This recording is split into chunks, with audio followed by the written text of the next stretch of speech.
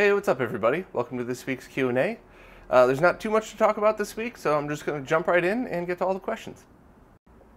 Alright, I'm going to start with the newest question first because this one looks like it came in just an hour before I started recording. So once again, if anybody has a question that I didn't get to, it could just be that you posted after I started recording these, so please feel free to ask the next week.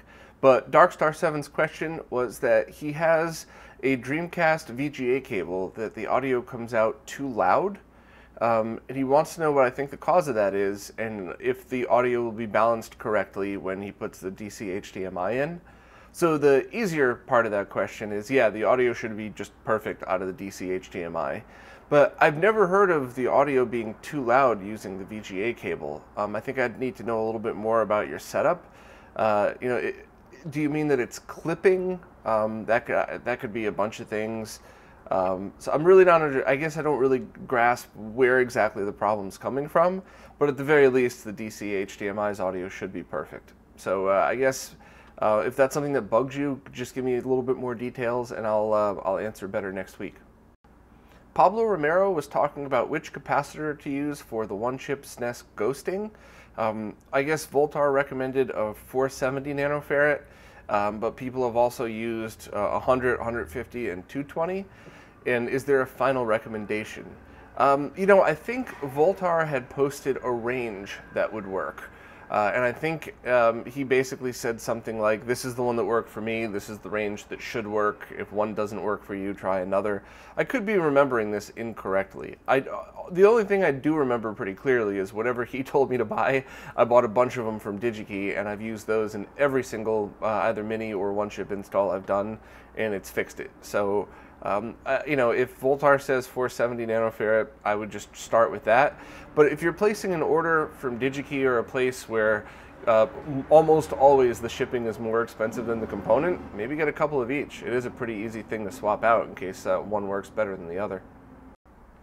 David Kenyon said, with all these awesome new superguns coming out, what power supply should an arcade noob like me use? That is an excellent question, and one that I have debated with a lot of people to see what's the best. I think generally speaking, this one, let's see if I can get into the view, what's upside down, the Suzo HAP. This seems to be the one that many people recommend. But the only scary noob thing is, you got to take a power supply, cut the wires, and now this is exposed AC power right here on the bottom. And that does freak some people out, which is understandable. And of course, then you have to solder in your own connections and make sure you have the right cable. So overall, this is what, almost everybody I've spoken to said that this is, a safe bet. Just be very careful with the leads or something, find a good place to mount it. With all of the different boards coming out, like this is a sneak peek, that's that CPS2 interface thing. I'm still waiting on the freaking JAMA connectors to come in. But there are also just regular PC power supply connectors on a lot of these as well. So I know a lot of people have just used good quality PC power supplies, something from a known brand, certainly not like the $20 bin. So it really just depends.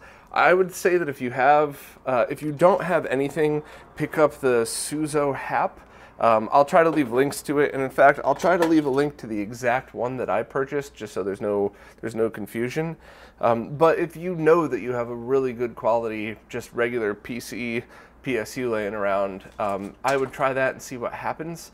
And I've had other people say that the higher wattage Pico PSU works perfect for them, which I imagine in a situation like this would be pretty neat. Stick the Pico PSU right in here, it'll only stick out about that far, and then you just plug a regular power brick into it, higher wattage ones. So, there's a lot of good choices, but based on the experts that have talked to me about it, the Suzo HAP is where I would start, and it's not that expensive at all. So it's not like 200 versus 50. I think they're all very similarly priced. I would just start out with that one unless you have some kind of special needs, like you can't have exposed terminals because you got pets, you already own a Pico PSU or something else for one of these. But yeah, I'd start out with the Suzo. The GOAT had a question about the control module for his BVM D32. First of all, if you ever sell that, please contact me. I've been trying to get those in the hands of museums around the world, and ones that actually understand what it is that they're getting, not just, oh, another tube. But anyway, he has a Sony BKM11R control module and wants to know basically connection options. So he's using the front connection port of the BVM at the moment. And while I've seen lots of control units that use that, I thought that the best way is to get the long, wide control modules, the ones that sometimes you could even find built into the bottom, it looks like it's part of the monitor, but it's mounted in, and that connects to the rear via the serial cable that goes right in the ISR module. I could be wrong about this, but I believe that's one of those things where when you're talking directly to the ISR with the bigger remote unit, you're able to get all of the options, everything, whereas the front connector was used a lot more for things like the auto calibration tools. I think. I could be remembering this wrong, and if I am, I apologize, but I think, the number one option, or the number one goal that you should aim for is to try to get the larger remote modules that plug directly into the ISR board and back via just a generic serial cable. And, I don't think you need a pinout. I think it's just a generic serial cable. So give all that a try, and if I'm misunderstanding the need, or if I totally didn't get your question, please ask again, because I'd certainly like to help. Matthew Holder wanted to know good quality component video cables for the Xbox 360 and the PlayStation 3. So the PS3, that one's easy. Get the HD Retrovisions. I think they even have them up on Amazon now, so I'll leave a link below for that. But the amount of testing that Steve went through to ensure that you don't get things like ghosting is pretty insane. You could just count on it. If there is a problem related to your cables, buying those will solve it. Steve would probably hate that I was so definitive about that statement, but I'm saying it, not him. So yeah, that'll probably be it. And they're fairly priced. They're not super expensive or anything like that. Also, when Steve did all the tests for these things, up into 1080i, they seemed to perform identical to the Sonys, but when pumping 1080p through a component, they actually performed better. Now, I don't really know anybody that could possibly have a setup that would want 1080p over component and not HDMI, but you specifically said 720p, so that guarantees a good quality one. For the Xbox 360, I guess try to find official ones from Microsoft, or I guess even the monster ones, because while they were so overpriced when they were new, hopefully you could find them for 30 bucks now or something online. But I haven't done too much testing into the Xbox 360 stuff. I did try their official VGA cable, the Microsoft branded one. I mean, way back in the day when that thing came out, and that seemed to work all right. And that was cool because that allowed me to run it through the Extron devices, stick it into a PVM and all that as well. But for the Xbox stuff, I would just try to find a good brand, and for PS3, I would get the HD Retrovision. Next up, a question from Lars Oilschlager. He said he's a huge CRT fan, but never had the chance to see a professional monitor in action, meaning a PVM or a BVM. So basically, he was wondering, what would be best spending his time on? He's comfortable working on CRTs, but should he spend all of his time trying to hunt down and get a PVM or BVM? Should he get a really good consumer-grade TV? And I think, time and space really have the most, and availability, I guess, are the most important factors. So if you have the space wherever you live to hold 2 CRTs, what I would do is find the biggest consumer-grade TV you could find that handles 240p correctly. More on that in a second. And also keep your eyes out for a PVM or BVM, probably around 20 inches. Of course, if you can get the D24 or D32, awesome. But, expect a 20-inch. And then, whichever one comes first, just put your work into that and leave the other one aside.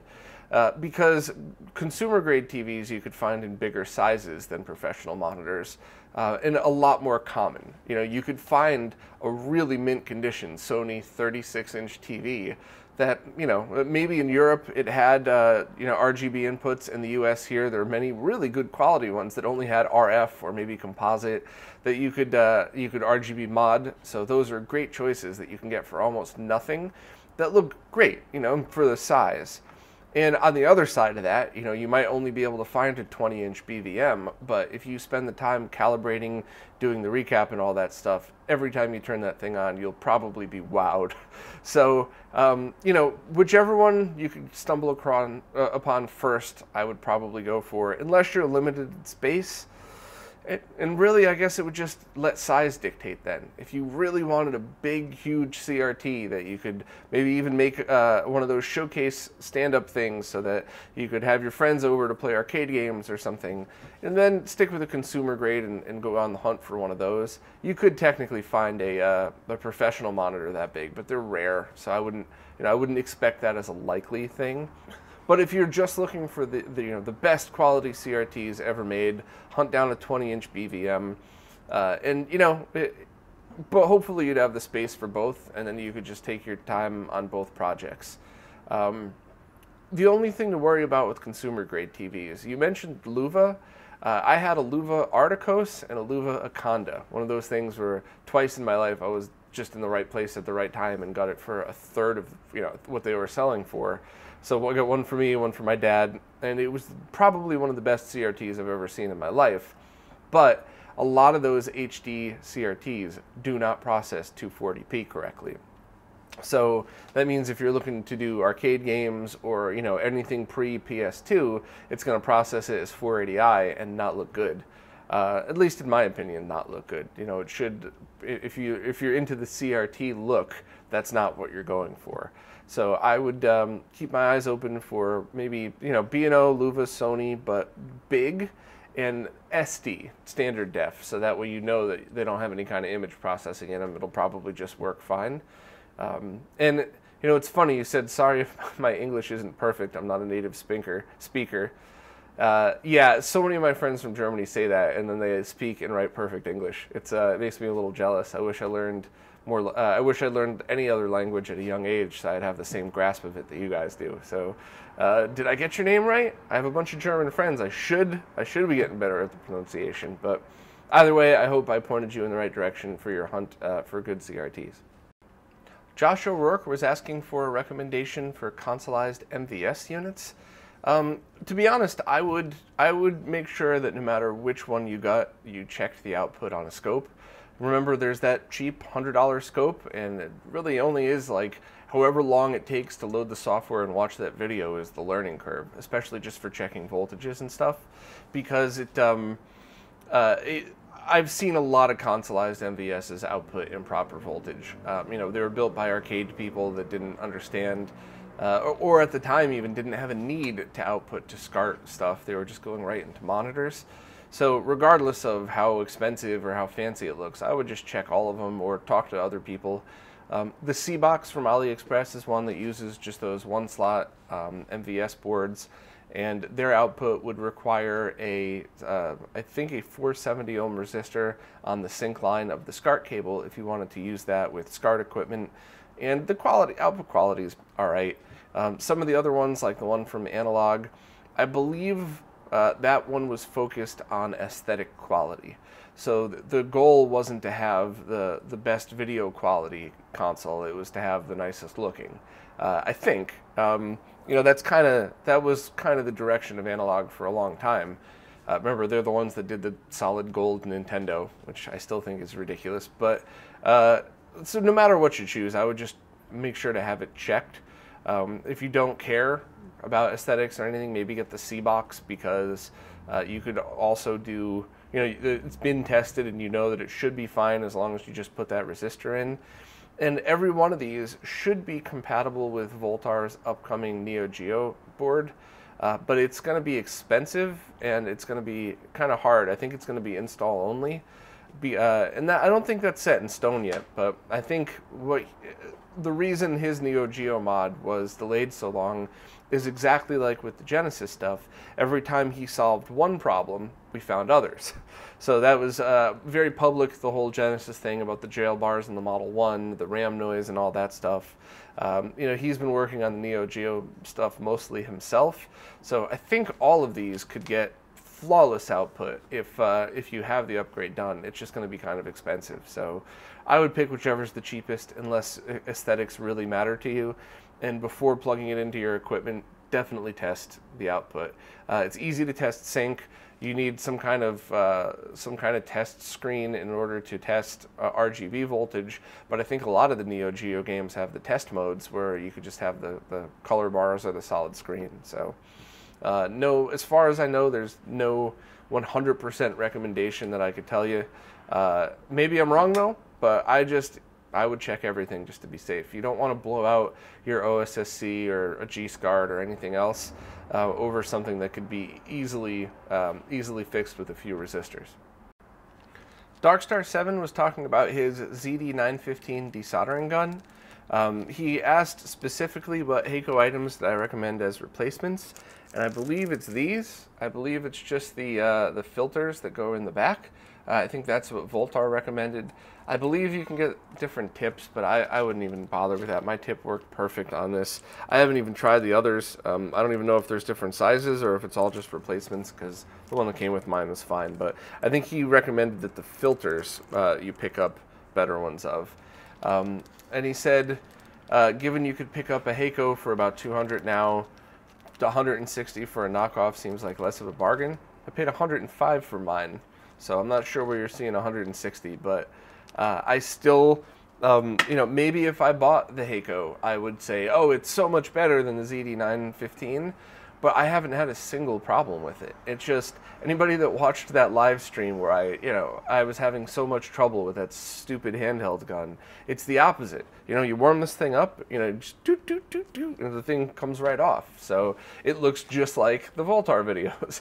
So I still recommend it. I still recommend paying only around $100 for it. I think mine was 105, and I've only had to change the filter once, and it's not that I had to. It just wasn't working as awesome as before. So I popped it out, cleaned it out, changed the filter, and right back again to just as good as new. So I'm still standing by that recommendation until I find a better one. Karsten Elton Sorensen asked a question that, to be honest, is a little over my head. So he said the Commodore TED series uses a custom TED chip and a custom CPU that are prone to failure. Somebody came up with an FPGA replacement, which would take care of that, except it runs on the Spartan 3.3 volt FPGA. So to be honest, I'm not really sure if that would matter, because if the circuit's built correctly, everything should just be fine. That's really a question for Renee of DB Electronics or electrical engineers that truly understand voltage and power and how the conversion is done. It's hard to comment about any of that without knowing it, without seeing the design. And even then, even if I had all the info, I would probably defer to Renee on this one. So that's a good question. Maybe try asking the developer and see what the response is. If the response is, good question, here's what I did and here's why, hey, maybe that's fine and maybe you're totally good. But if the developer's answer is, screw you, voltage doesn't exist, then you might want to ask a different expert what to do and how to fix that one. Chris Larson was posting, following up on our conversation about the pound cables last week, and I guess I completely misunderstood his point. Sorry, it happens. But I think his point was just, we need more honest and straightforward reviews of products. If something's great, there's no reason for negativity. If something's negative, talk about it and say why. And then he expressed his disdain with a lot of these YouTube reviews that have a 20-minute review where 15 minutes of it's talking about the packaging. Yeah, I know exactly what you're talking about. I've done that myself a few times, and I'll be completely honest. The only reason I did that was because I saw other people doing that, and I thought that's what you were supposed to do. And, it's gotten to the point now where I'm still doing things like that a little bit. I still throw in those spinning shots of consoles and stuff just because at this point, it's like I already bought the spinner. I got a camera. Well, you know, why not make it spin? But I'm trying to stop doing things that other people have done to succeed and just stick to what I want to do. Because it's getting to the point where I'm spending so much time on so many different things. I want to be able to look at the work that I do and go like, cool, I'm glad I did that. So, you know, I will stick to reviewing things the way I have been, as you suggested. And while I will probably show a quick unboxing, it'll be seconds, not minutes. And then I'll put it on a spinner. So we But thanks for your feedback. Keep it coming. I really appreciate it.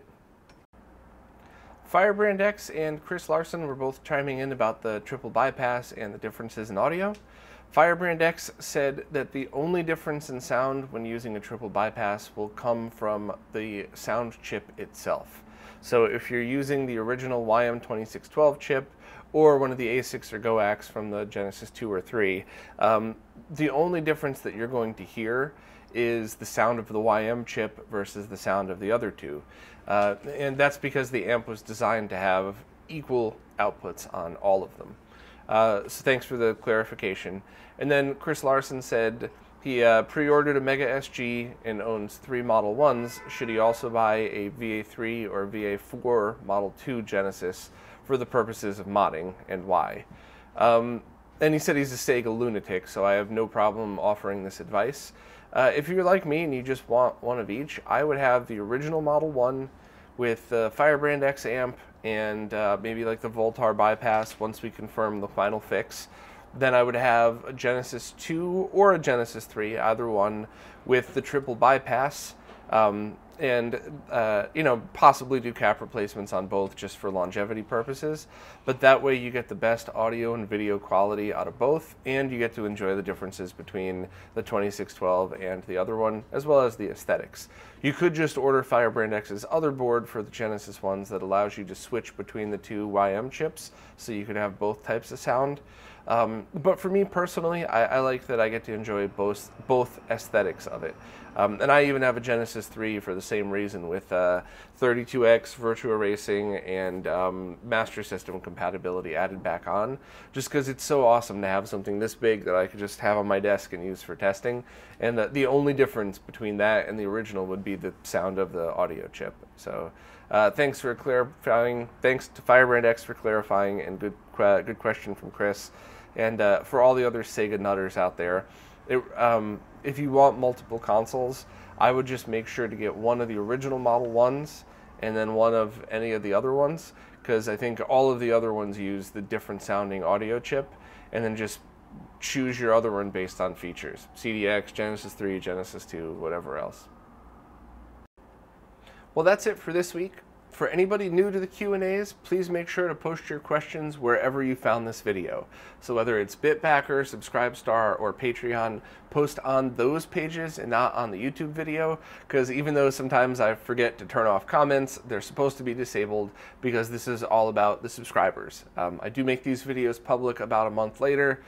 They automatically just get released early in the morning on Saturdays, but this is really my thank you to all of my supporters, and a small way that I try to give back for, you know, just for all of the support and all of the awesome people that help out. As always, thank you to everybody for participating. I enjoy doing these, and ask anything you want. I'll try my best to answer. Sometimes I don't have an answer, but at least try to point you in the right direction. But either way, I think it's awesome. Thank you again, and I'll see everybody next week.